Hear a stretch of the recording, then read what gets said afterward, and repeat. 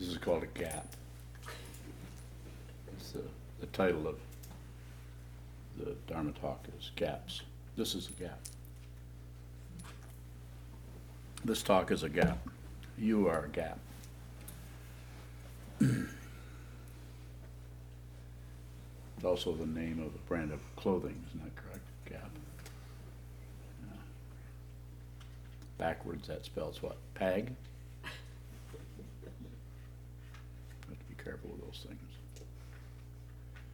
So it looks like this could be tipped forward a little bit. A little bit more.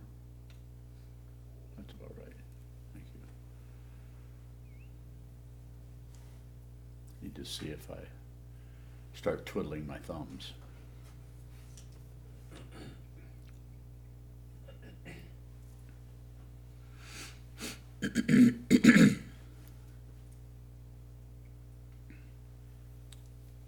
In our life, there's all kinds of gaps.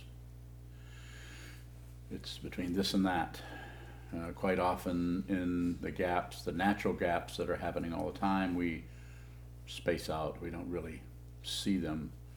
We're not as aware. We tend to go into some other area and daydream on some level. Not incorrect. It just adds to the disturbances that we're working with, called our neurosis, our passion, aggression, ignorance, grasping, hopes, fears, on and on. So very good to bring the awareness to that situation. My teacher, my first teacher, Chogyam Trungpa Rinpoche, would say his meditation instruction was follow the out breath, and when you're swamped by thoughts and so on, you label thoughts and return to the out breath. And he also said that at some point, I'm not sure where, said that at the end of the out breath there's kind of a natural gap there. I never saw it myself.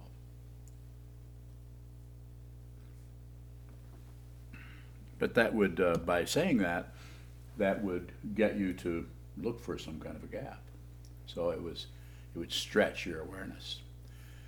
Your awareness is not stretched so well if you keep finding stuff. So it's pretty hard to find a gap. The word gap is a concept that points to all kinds of things. The word Bardo means gap. Between life situations, between this lifetime and the next lifetime, between the whole area of a dream, that's a Bardo. And the fancy word is between two things is I think I'm saying this right, interregnum.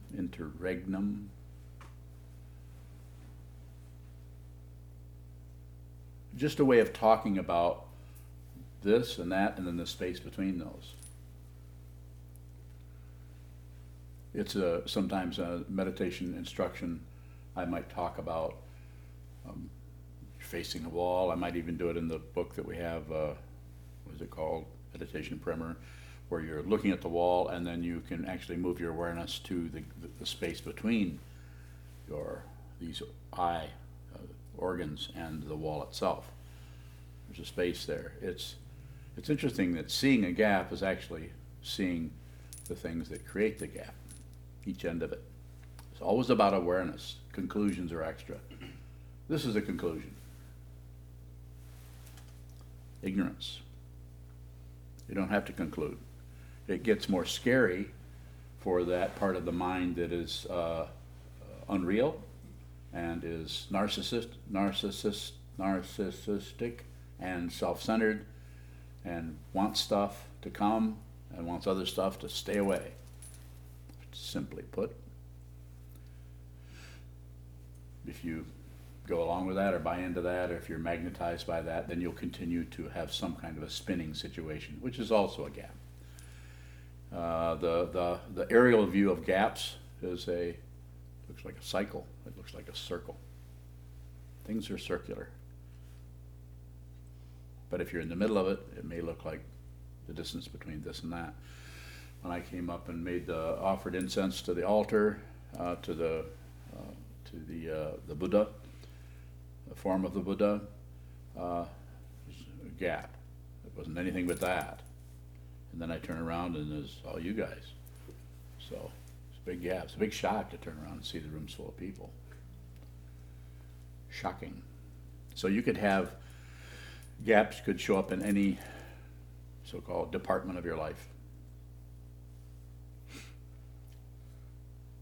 That area of gestation of a baby is also a gap or a space between a Bardo or a space between two different situations. And so the way, as those of you who have listened to me for a while, what I always emphasize is the awareness itself, actually the awareness rather than what arises in it.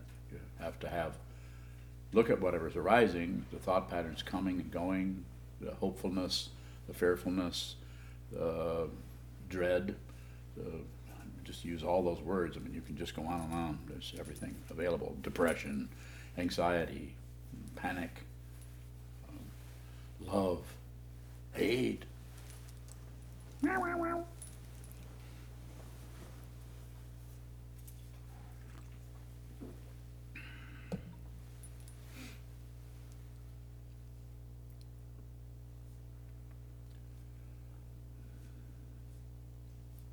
So consciousness doesn't do anything.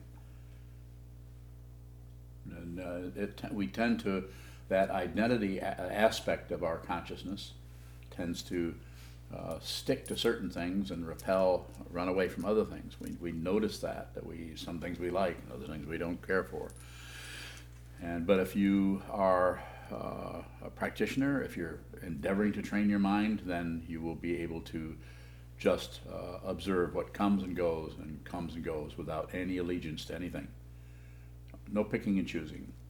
And if there is picking and choosing, don't go to war with it, because that's another kind of trap. It's another cycle. As soon as you make this, as it says in the sutra, a hair's breadth deviation will fail to accord with the proper attunement. What is the proper attunement? It's not even an attunement, it's just reality, ultimate nature. There's a relative nature, this and that, this and that, this and that, this and this, life and death, sleep and awake, eating, eliminating. It's just all kinds of things that are cyclic and are full of all kinds of interstices, gaps, spaces between two apparent phenomena.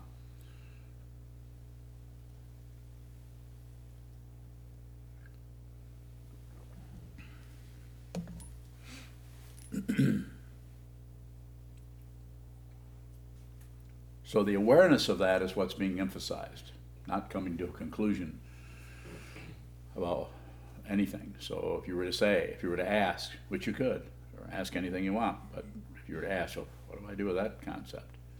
Just observe. Just observe. You don't have to come to a conclusion. The conventional way of understanding is some kind of a I got it feeling. The I got it feeling actually from the point of view of over here looks like this. I'm going to stop examining everything because now I have my ideas about that, so I no longer need to. So now I can go on here to the next bowl of cottage cheese. I'm not sure where that came up. Maybe I'm hungry.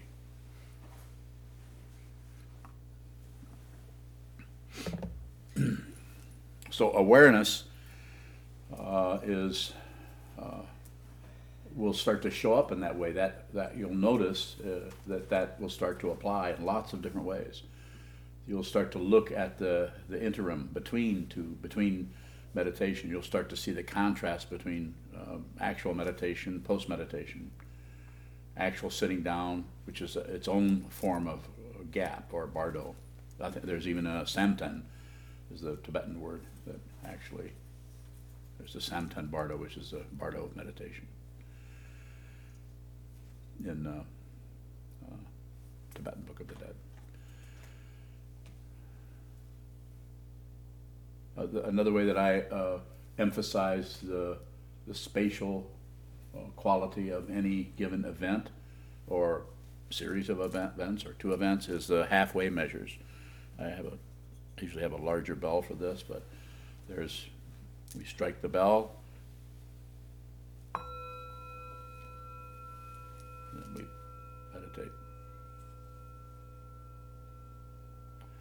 actually striking the bell, there's the intention to strike the bell, and then there's the striking of the bell, then there's coming back to this rest.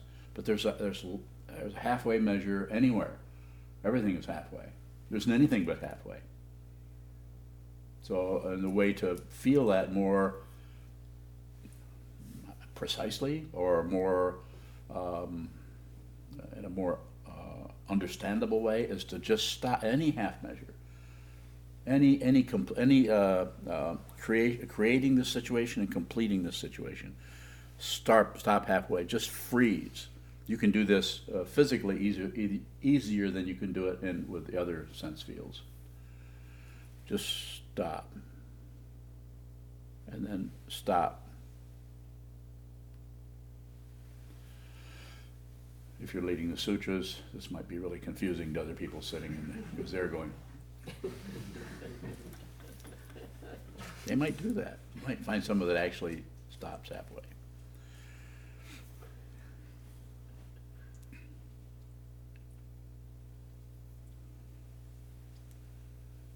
And so it's a way of talking about what happens in there, rather than just have everything on default, which is what the ego wants. The self-centeredness, that area that doesn't want to be examined, because it doesn't want to be found out that it's an imposter, it's unreal. It will use, depending your particular karma, the way causes and conditions are from the time you were born into this lifetime, to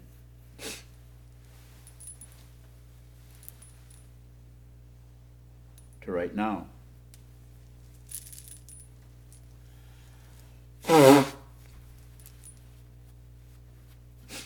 Pardon me.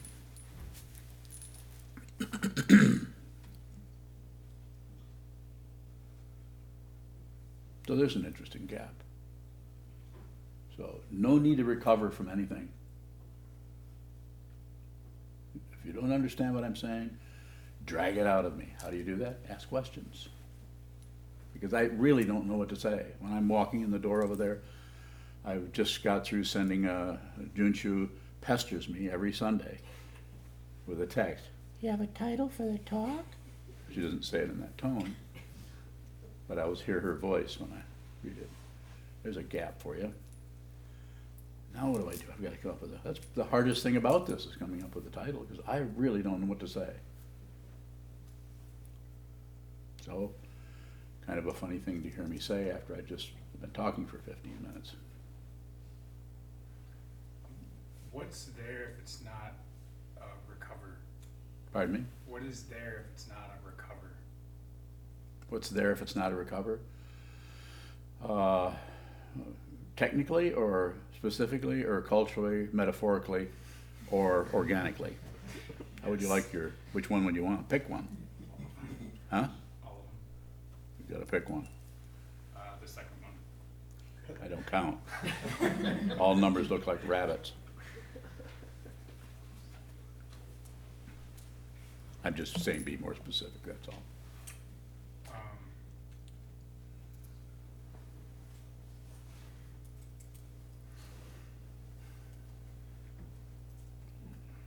I guess looking at the apparent bookends of a gap, the beginning, or the beginning and the end. Yes. And you using the word recovery, if it's not recovering from something, then what is coming out of that gap? So recovery is about getting better, or some kind of buying into that cycle, to some part of the cycle, which reinforces someone who's getting somewhere. It's a very low burn of materialism, but it's there. It's not that we get ill, we don't want to recover. I'm not going at it from that point of view. I'm talking about very fundamental process of the awareness, the way the awareness works, to the way the self-consciousness, that area that's protecting us, the area that's fearful, that we don't want anybody to see. We want to look at it ourselves. Don't recover from being self-centered. That's what I'm saying. Don't suddenly become, I've been meditating for a while, and I think I got this down. Much more calm. Rarely do I get upset about anything. It works. This works. That'll be $50. When you're talking about the gap, is that different than the space in which things arise?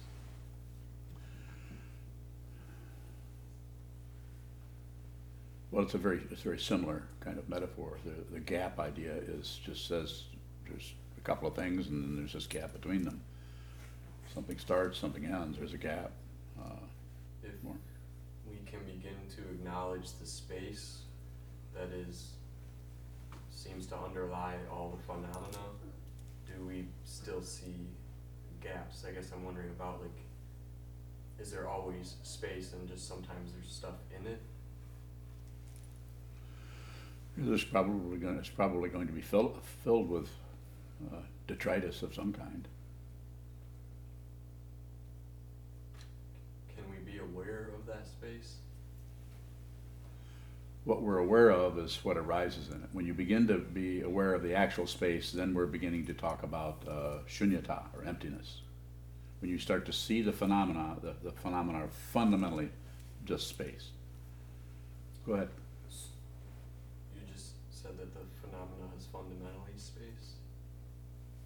Could you say what it means for something that seems to have such intense characteristics or texture to also be space? Yeah, is that you are filling up that space with imputation, with imagination, and flooding it based on fear or hope or some kind of, you're actually loading up the emptiness with ideas about it, called projections. Yes. What does that phenomena become when you stop adding on to it? Not separate. You no longer have to get rid of the ego. No, you no longer have the feeling like you've got to stop being self-centered or narcissistic. You have to start, or that something has to change, or that there is such a thing as change. Go ahead. Does the phenomena take on a quality of space when that occurs? It could. The way I see it, and it may for you, or it may for someone else, but the way it looks here is the phenomena take on a quality of not being separate from anything, which is a completely open dimension.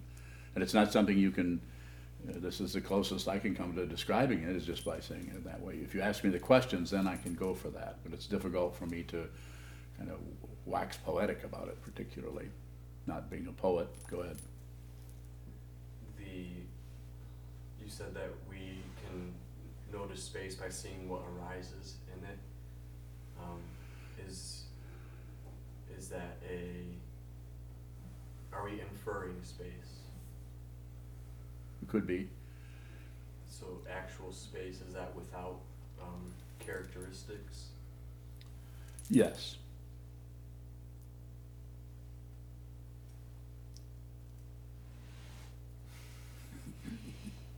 I know. Now what? Now what do we do? Let's just infer some stuff. I mean, what the hell? Space. I'm just kind of getting bored with the space. We can infer a few things.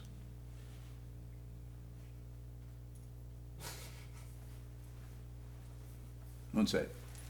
Is space a phenomenon too? Well, conceptually, but what it actually is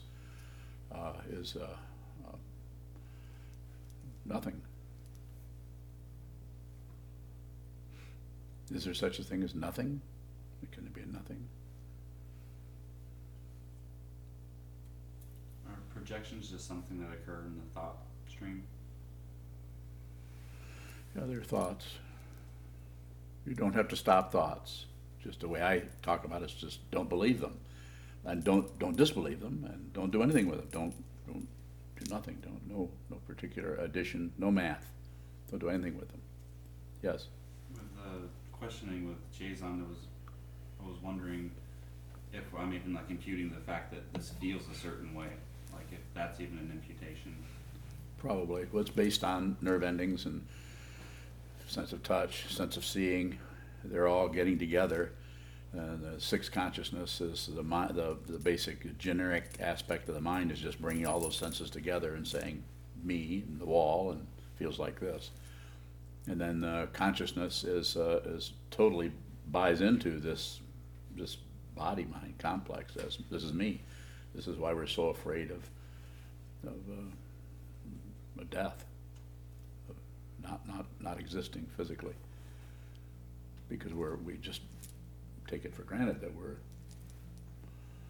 this is who we are. Yes.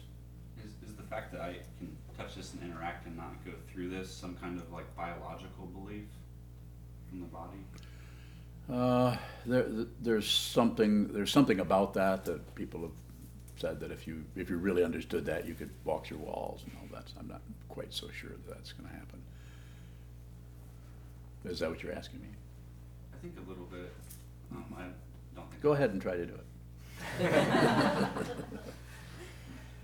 I know that when I was young, I actually was young, I would get really mad that's how I got onto this path, because of anger. And I would, very interesting, I would look, this is another gap example, and this is a long time ago, so like weeks ago. Sometime in the mid-60s, I think. I would get mad about something, and it would be built up, be so difficult that I would look for some place to expend some energy. So I would look at a plasterboard wall, determine the distance between the two studs, or 2x4s in the wall, and then I would take my fist and put it right through those. It's quite satisfying. So I was actually putting my fist through a wall. Is that what you're wondering about?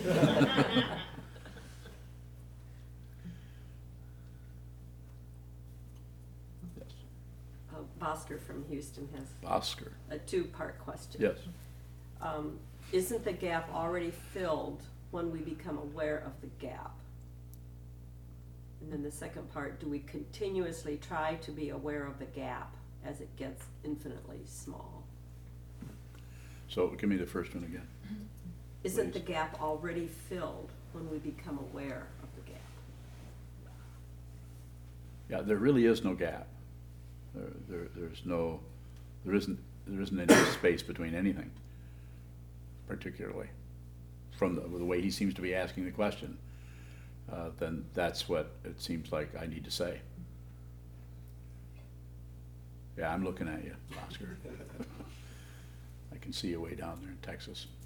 So there's more to be said about that, but it has to be kind of unraveled more. Go ahead.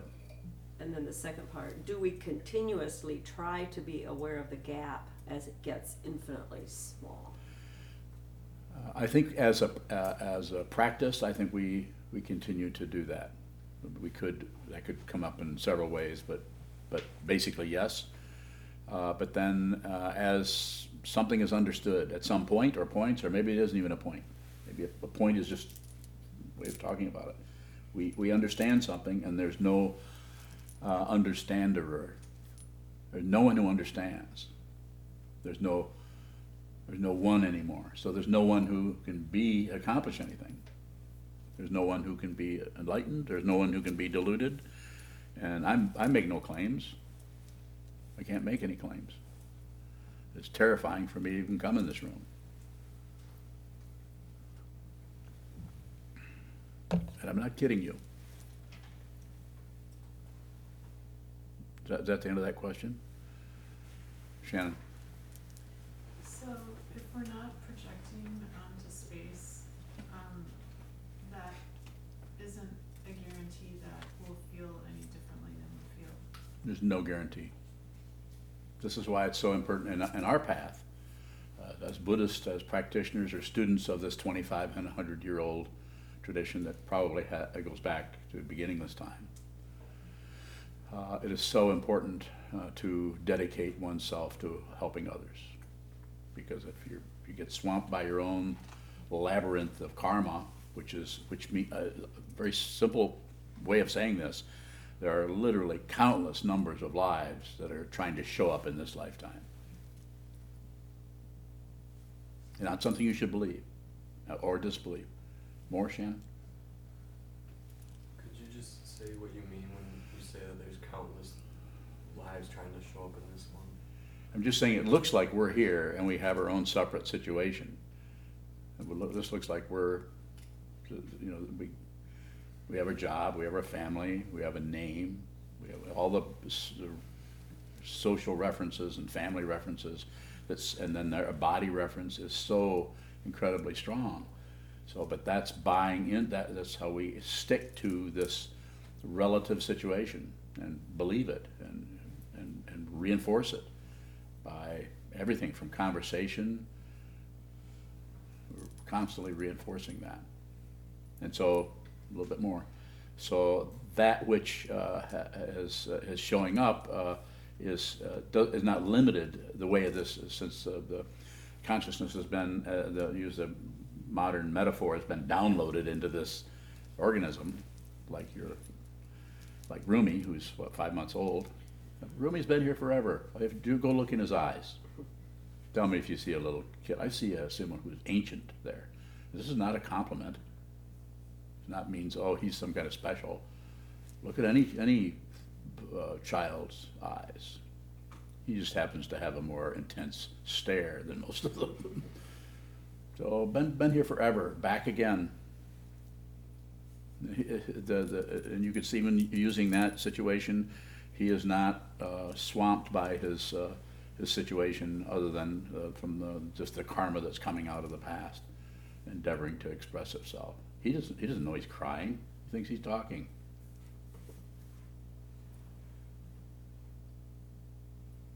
He's probably teaching you. Does consciousness require a form? If it seems to look for that, and it can look for it out of hope or out of fear or out of compassion. Can consciousness influence or interact with the phenomenal world without form? It's never stopped.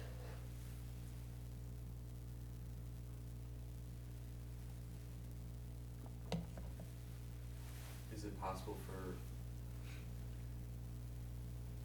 consciousness to be influencing our forms without our awareness? Without our understanding of it. But that's why we meditate. So we're trying to, as Trungpa Rinpoche said, train your mind, make friends with yourself. We aren't necessarily trying to get rid of our negativity. Does consciousness have to have a personality or No. characteristics? It may or may not. Is there anything that could point to or express what consciousness is when it's not personality or characteristics? It could be beige, and it could be a rainbow. Those aren't separate from each other. Is that what you're asking me? Kind of. When I think of consciousness, I can't help but associate it with personality, and I'm wondering if there's a more refined or maybe raw form of consciousness that doesn't have the type of intellectual speculation that we have. I think when we're the way I talk about this is when anything that occurs in the mind, don't accept it, don't reject it, don't look away, and then how you function out of that may be to just because you're functioning out of it, may be to reify that or express that in some way, or it may be to do nothing with it at all, to have an intense feeling, emotion, memory, or anything, and just it's the way I've often said before. It's like that feeling can't find a person or a self that will buy into it enough to get you to hook up your vocal cords and your musculature to start acting out how you feel, or even to continue to add a bunch of thoughts about how you feel. So less is better. Keep it very, very simple. More? I guess some of my questions coming out of, you've talked about what could appear or possibly be past lives, or what could appear as disembodied consciousness, and that all seems to have some sort of agenda, like you said, trying to become embodied. And I'm just wondering about that, if there's other levels of consciousness that may not function in that way. Like what? You think of something. I can't help but hear Rumi crying. So anytime you say levels, that means there's probably a bunch of them. Anytime you use the word at different levels, then yeah, everything is responding to everything. Anything you're thinking, saying, doing, the world. We're not separate from it fundamentally, but it looks like we are. So this is why you can't. Anytime you move, you're affecting everything else. Anytime you talk.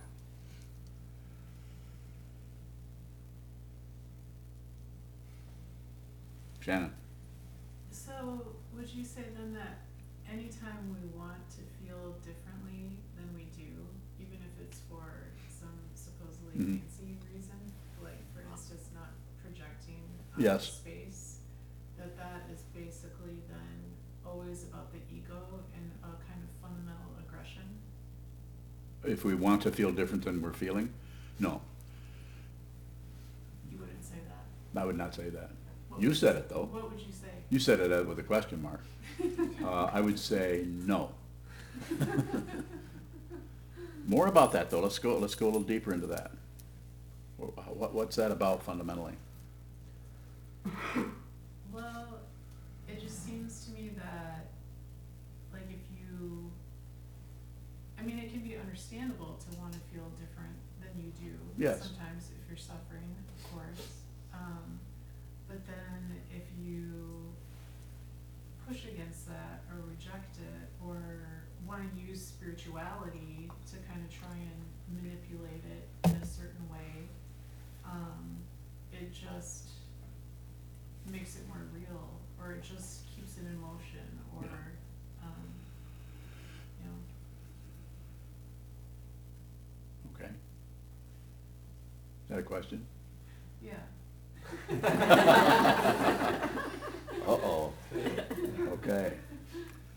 So if there's some kind of a motive to control, manipulate, get rid of something, then it tends to go in circles.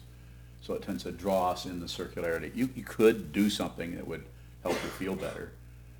Just if we went right into the basic materialism, this whole structure here is complicated, but there's things we can do, like, you can reduce swelling by taking what is ibuprofen or something. So you can do something, So there's just enough of that going on that makes it very seductive to make people want to, extend the boundaries of science, So eventually we can completely never die, It's kind of an irritating goal. Never gonna die.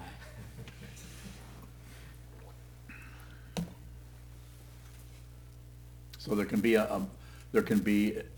this is why we have, say, the Bodhisattva vow, is to be with all things, save all beings, so that we can actually, in a very kind of very pragmatic way, just to start putting others before yourself. And in this way, we're relatively working at something that the awareness practice is going to stumble on eventually, to realize you're not separate from anybody. You're not separate from anything. There is no, this separation is completely, it's not that there's not a physical organism here, but you're fundamentally not separate from anything.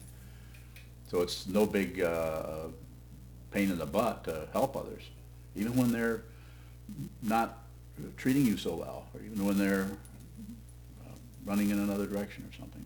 But you could, putting somebody before you doesn't mean you chase after them and try to help them. It doesn't mean you disrespect their apparent singularity without their permission, without them saying, I need your help, can you help me? If they say that, then you can turn to them and help them, because you're not separate from that fundamentally. I'm glad I was able to answer your question. How is spinning a gap? Pardon me? Spinning, earlier you said spinning is a gap. How is If that? the gap is between 2 points is not exactly seeing the circularity. You're there and you're looking at this, and you see that, and you come in, You leave the kitchen, you come in and you sit down and the bell rings and then there's this gap. You're sitting here and you're, whatever's happening there. You go to sleep and you dream, there's that dream gap. Then there's the gap when you die, the Bardo. They're all gaps. And so if you see it from, conceptually, if you see it from, with a, what do they say, a broader perspective, you see that it actually goes, it comes back, goes away and comes back, and goes away and comes back. So we get trapped into that circularity. It's just about awareness. It's not about figuring stuff out. If you try to figure stuff out, this is looks like you're going in a straight line, but it's a circle. You want to go in a straight line? Be aware of the circles. Be aware of circles. You don't have to stop them. You don't have to get rid of them. You don't have to manipulate them. Awareness. What you're looking for, you heard me say this before, and I'm not the first one. Probably billions of people have said this.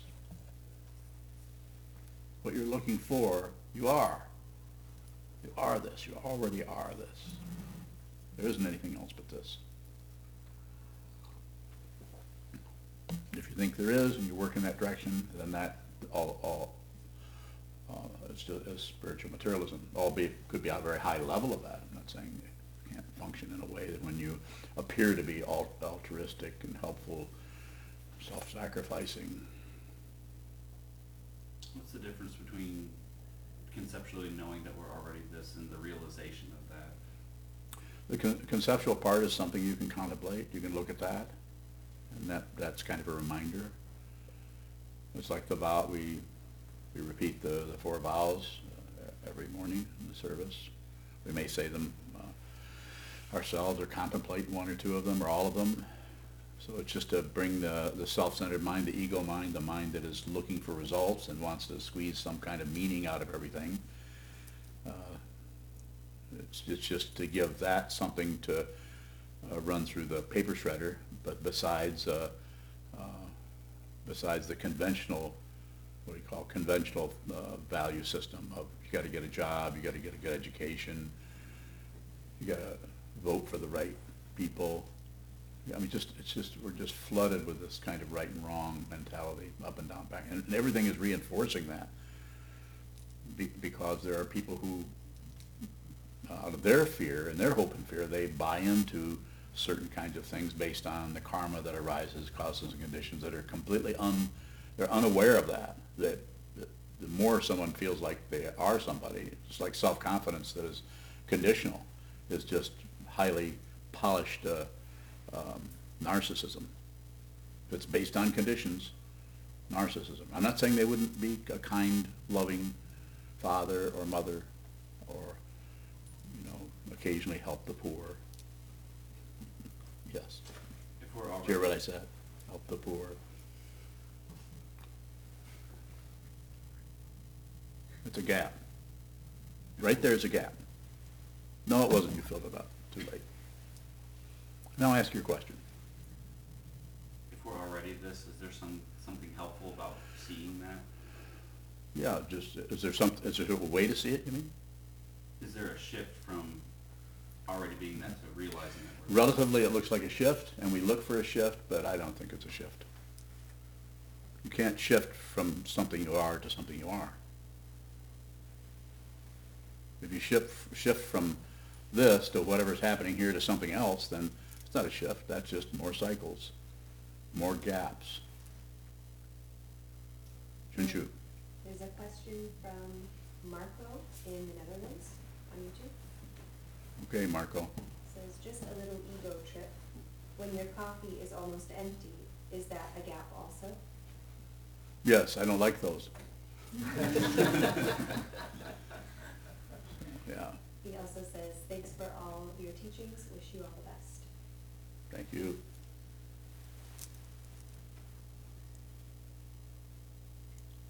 When you were talking about halfway measures,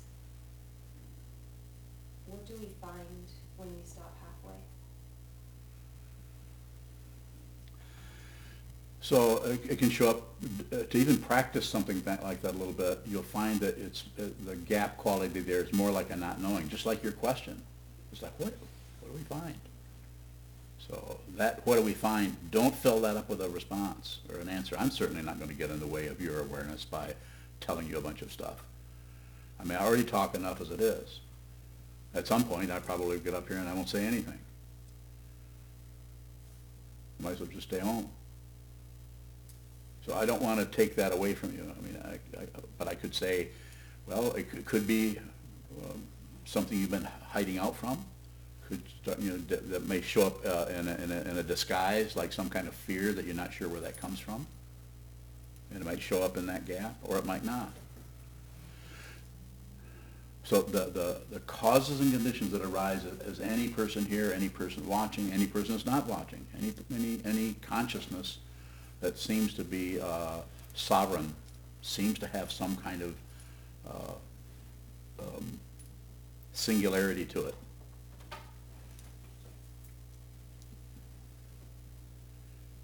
When you begin to practice either with participating in this gap, you sit down and hold still, as still as you can, and just watch what continues to move, then that's going to show up different for everyone. And so when you do the halfway measure and you do something like striking a bell and you stop, or you're getting ready to brush your teeth, this is another one I've talked about before, and you put toothpaste on the toothbrush and you stop before you put it in your mouth, and just stop, just freeze. Or don't even freeze, just notice the halfway point. Keep on going, so if someone watching you, they would know that you were looking at that. So your awareness is going to the spacious quality of your activity, your experience, rather than locking down on the objects that are rising and falling in it, the toothpaste, the toothbrush. A very, very simple area. There's a tremendous amount of space. And to go further, the ultimate understanding is there isn't any space. It's like transcendental claustrophobia.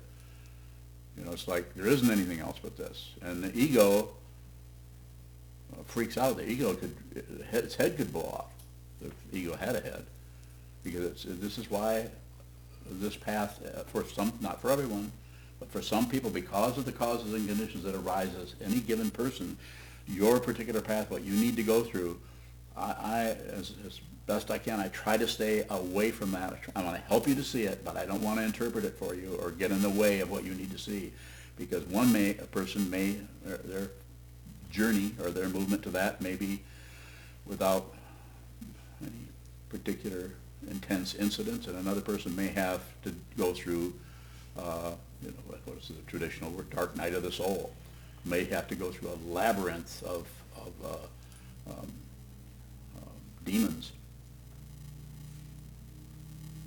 I'm not condemning anybody to anything. I'm just saying, if you sit down and hold still, whatever shows up is exactly what you need to see. I can't prove that. I only can do it out of my understanding of what I've been working with this. This is still here. There's still an ego here. Not transcended anything. They haven't got rid of anything. I don't claim anything.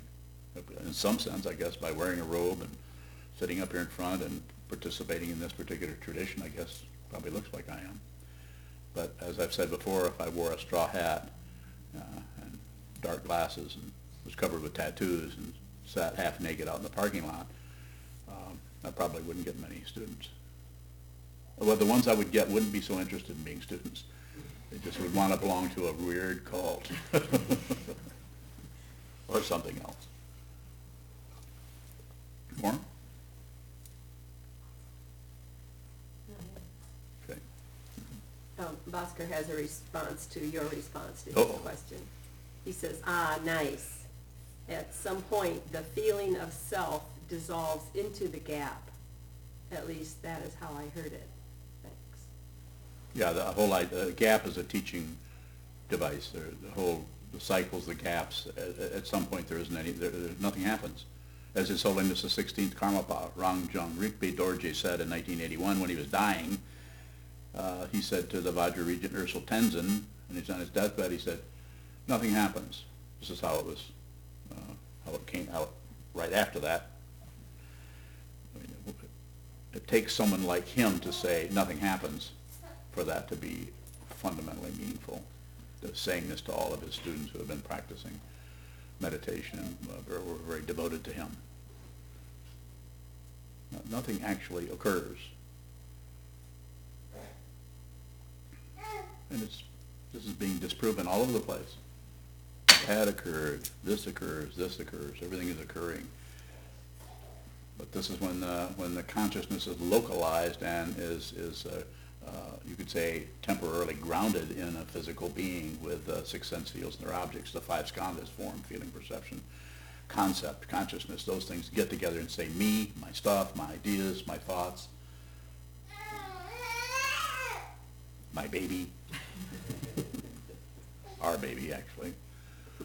That baby belongs to the monastery. How many monasteries have a baby?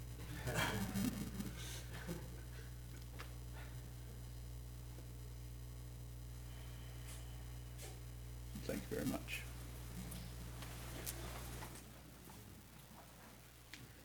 Stand and dedicate the merit in the back of our lavender chant books. I'd also like to remind everybody that we have donation boxes in the hallway. We appreciate and depend on your donations. We also accept monthly subscriptions through PayPal, checks. Also like to remind everybody about the all-day that's coming up this Saturday. Please join us if you can.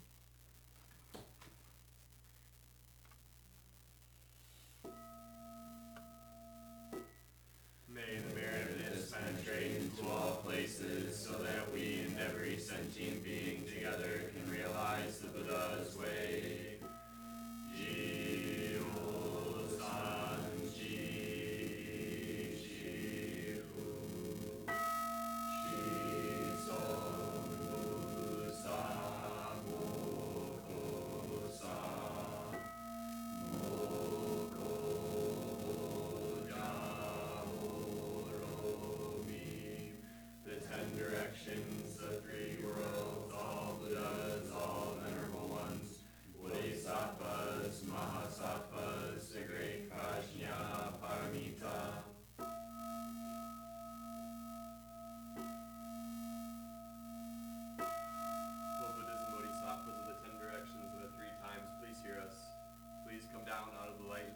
Sokukoji Buddhist Temple Monastery, our Sangha, families, friends, and visitors, heal everyone who's unhappy, sick, or suffering, and fill them with light.